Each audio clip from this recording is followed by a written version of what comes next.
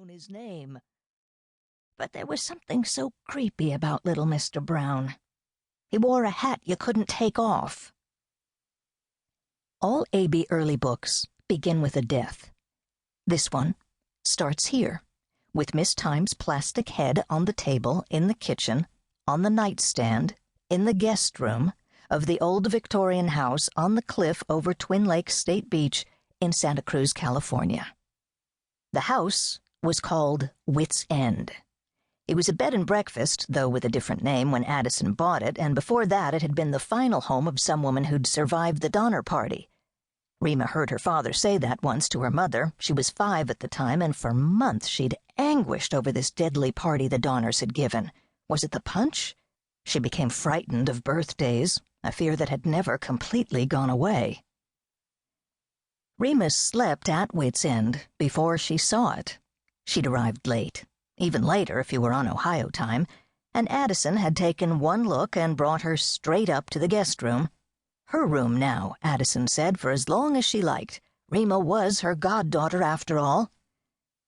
Which was kind of Addison, because even though Rima was her goddaughter, they didn't know each other well, and might not like each other.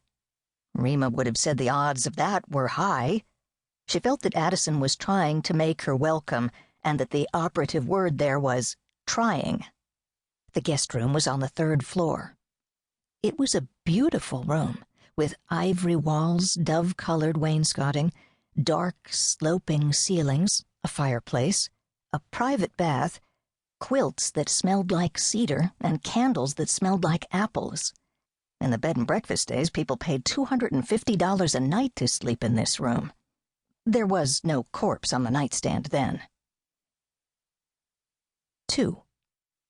There is no Ice City. There is no Maxwell Lane. It was one of the peculiarities of Addison's profession that she, though quite famous in her own right, was considerably less famous than the detective she'd made up.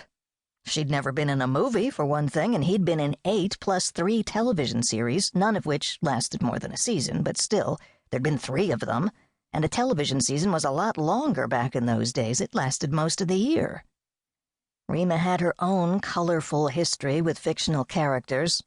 Her father had been more fictional than you might guess. A character in Addison's 7th book was named after him, Edward Charles Wilson Lansill, though the name he went by was Bim. Even on Rima's birth certificate he was listed as Bim Lansill.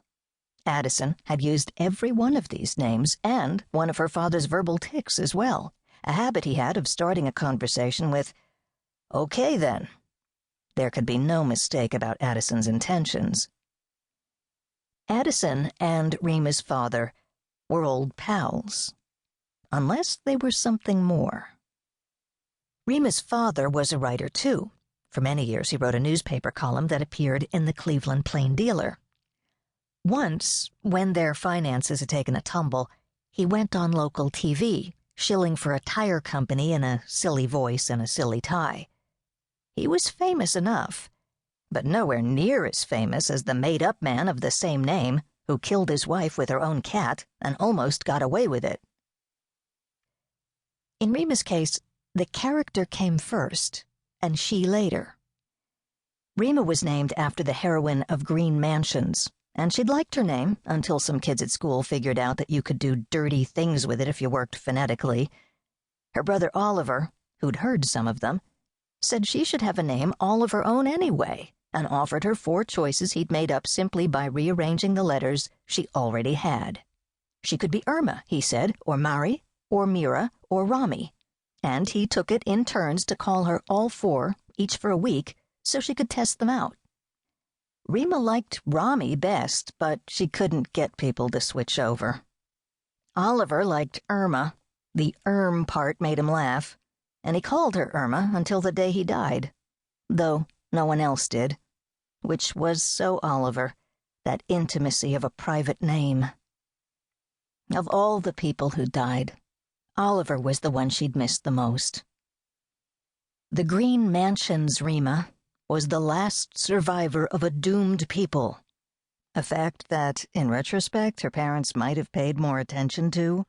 Even Oliver was an orphan's name.